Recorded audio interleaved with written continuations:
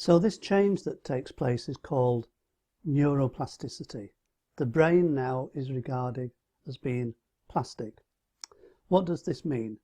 It's not plastic like having a lump of clay that you can mould and manipulate, like Play-Doh or plasticine.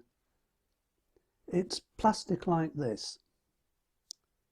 Imagine you have a big pile of soil or sand, a massive pile, big as a house, and it is just dumped there, a bit like a pyramid, say.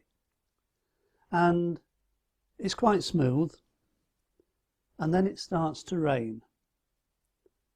And as it rains, it gets wet, and you get little indents where the rain has fallen.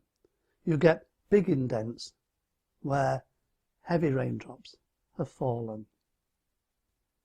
And the water doesn't just wash off in a straight sheet. It starts to combine and make little channels and rivulets.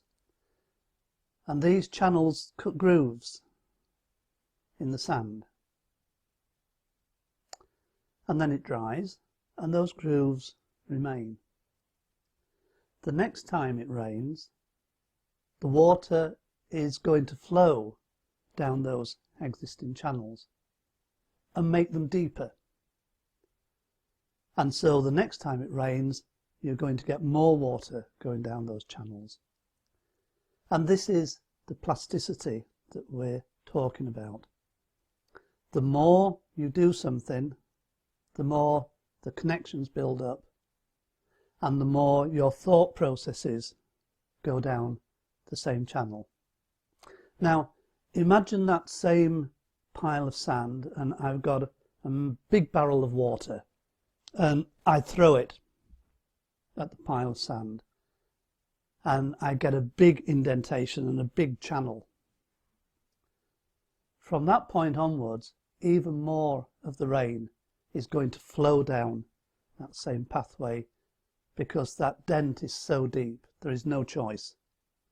And after a while, maybe, it's the only route that the water can go down. And throwing that water is like having a traumatic or serious experience that really impacts the brain. And earlier on we talked about an initiating sequence of events. And when that's happened, we are more likely to follow the same pattern. This is neuroplasticity. So how do we use that to overcome anxiety? How do we bring about the change so that the existing channels get smoothed out and we create the channels that we want? And this is where we're going next.